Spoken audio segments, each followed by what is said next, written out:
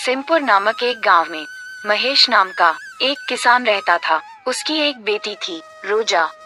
पिताजी, क्या आपको पता है हमारे इस मोहल्ले में मनको नाम का एक व्यक्ति रहने के लिए आ रहा है। ओह अच्छा, ये तो अच्छी खबर है बेटी।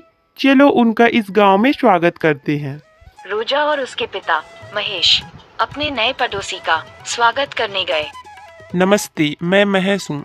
नमस्ते, मैं हूँ मनको। हम आपके पड़ोसी हैं। ये है मेरी बेटी रोजा। हमने सोचा कि क्यों न इस गांव में आपका स्वागत किया जाए। ओह शुक्रिया महेश, मुझे इस गांव में बहुत अच्छा लगा। सिमपुर में आपका स्वागत है अंकल। आपको किसी चीज का जरूरत होगा तो हमको याद करिएगा।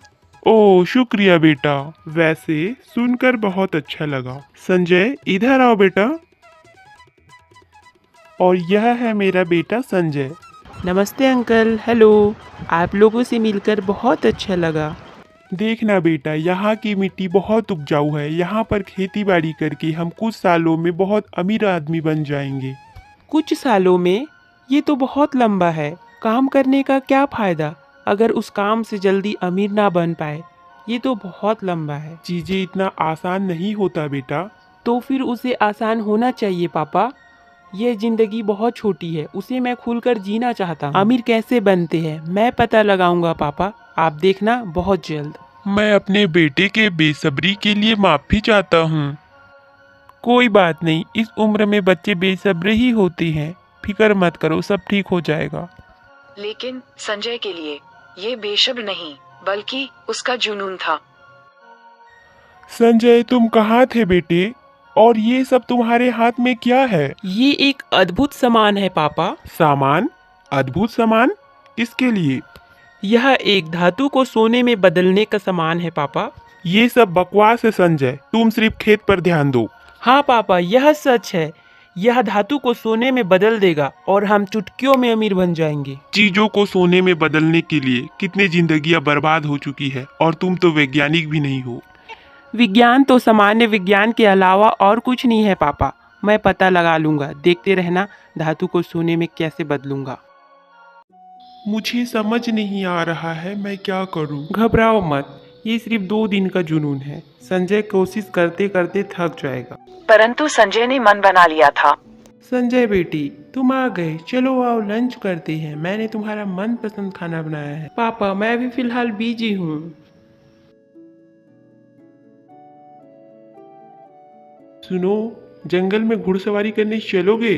फिलहाल मैं बिजी हूँ पापा।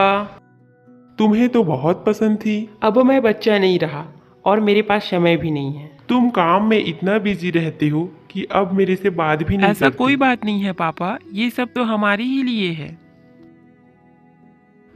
सुनो बेटे, गाड़ी को गैरेज लेके जाओगे क्या? इसमें कुछ गड़बड़ी हो गई है। अब मैं बहुत करीब आ चुका हूँ, अब बीच में छोड़ के कहीं नहीं जा सकता।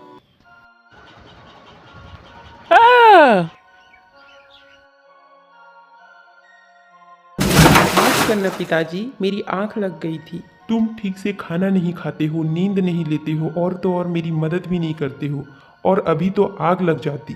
अब तुम धातु को सोने में बदलने का काम छोड़ दो। ओह पिताजी, मैं नहीं छोड़ सकता। मैं बहुत गरीब हूँ और मैं धातु को सोना में बदल दूंगा और हमारी गरीबी जल्द से जल्द खत्म कर दूंगा।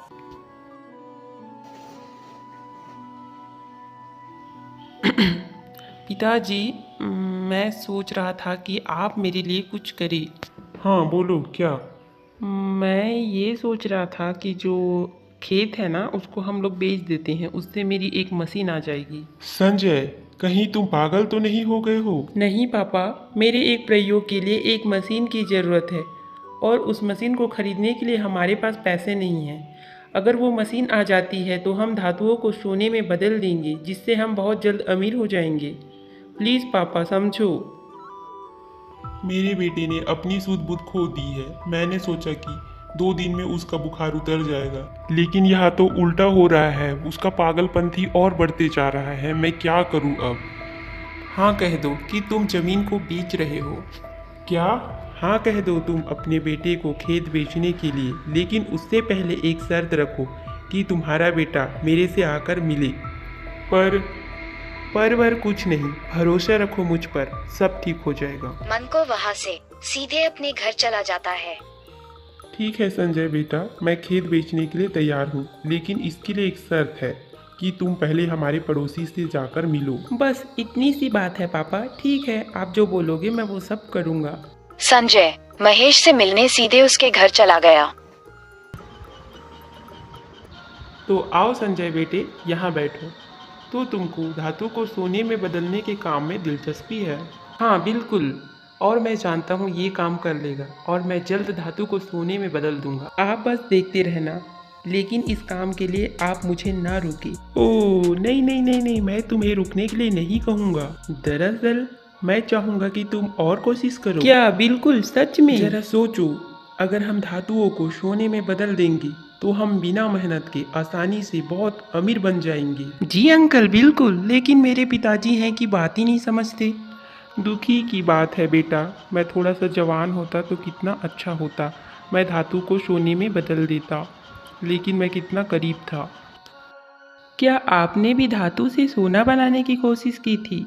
हाँ बेटे, और मैंने यह काम तकरीबन कर ही लिया था। अंकल मुझे और बताइए प्लीज। एक खुफिया राज है बेटे, अगर वो राज पता चल जाए तो पूरी गुत्थी सुलझ जाएगी। एक खुफिया राज?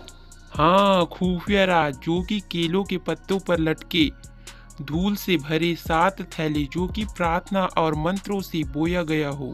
क्या वो मंत्र मुझे सिखाओगे? हाँ बिल्कुल, लेकिन सिर्फ तुम्हें, और याद रखना उन पौधों को तुमको ही बोना होगा और उसकी रेख देख भी तुमको ही करना होगा, और मंत्र को बोलकर उस पत्ते पर लगे धूल को एकत्र करके 7 थैले बनाने होंगे।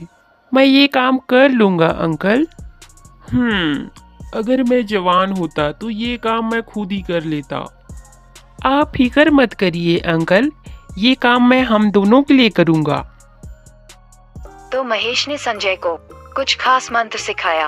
वह खुश होकर अपने सपने को पूरा करने घर की ओर चला गया। पिताजी, आपको जमीन बेचने की जरूरत नहीं है। माफ करना कि मैंने आपको जमीन बेचने के लिए कहा। लेकिन तुम्हारे प्रयोगों का क्या होगा? बुआई का मौसम आने वाला है, क्या उस जमीन पर हम केले उगा सकते हैं? हाँ बेटे बिल्कुल। पापा, आपको कुछ करने की जरूरत नहीं है, सब कुछ मैं कर लूँगा। बुआई का मौसम आ ही गया और संजय काम पर लग गया। वह ध्यान रखा कि बीज बोत समय मंत्रों का उपचार करना है। पौधों पर पानी डालते हुए भी वह मंत्रों का उपचार कर रहा था। ऐसे ही समय बीतते गया। कुछ महीने बाद केले के पौधे बड़े हो गए और वह केले के पत्तों पर लगी धूल को बड़े ही सावधानी से एकत्रित करने लगा। ये धूल तो बहुत कम है, मुझे और खेत में केले लगाने होंगे जिससे कि अधिक धूल जमा हो सके। ऐसा कहकर वह अन्य खेत में भी केले के पौधे बोने लगा और वह अपने पापा के साथ जंगल भी घूमने जाता, साथ में खाना भी खाता, दोनों मिलकर मस्ती भी करते। इस प्रकार संजय अपने पिता के साथ समय बिताने लगा। देखते ही देखते 7 साल बीत गया और संजय 7 थैले धूल भी एकत्रित कर लिया था। आखिरकार मैंने कर दिखाया। देखिए अंकल, मैंने 7 थैले धूल एकत्र कर लिए हैं। अब बताइए कि धातु से सोना कैसे बनाएं? तुमने पहले ही इस धूल को सोने में बदल दिया है। ये देखो, तुम्हारी 7 साल का मेहनत है। पर मैं तो धातु को सोने में बदलना चाहता था। नहीं, सिर्फ तुम अमीर बनना चाहती थी, जो कि आज तुम बन गए हो। साथ ही साथ तुमने अपने पिता के साथ अच्छे वक्त बिताए और अपनी मेहनत से तुमने इतना धन कमा लिया कि तुम आज बहुत अमीर हो। क्या तुमसे ज़्यादा कोई अमीर है? क्या तुम्हारी जिंदगी खूबसूरत नहीं? बिल्कुल है अंकल, आप लोगों ने मुझे बेवकूफ़ बनाया। इन 7 सालों में बहुत अच्छा सीखा मैं। मेरे जीवन में मेरा मकसद था, पर ये कमाल का था। जिंदगी का मकसद, काम का मकसद अमीर होना नहीं है बेटा, बल्कि जिंदगी में कुछ करके दिखाना है। कुछ भी काम आसानी से नहीं बल्कि मेहनत से करना है, और ऐसा कुछ करें जिससे हमको खुशी मिलती है। यही असली जिंदगी है।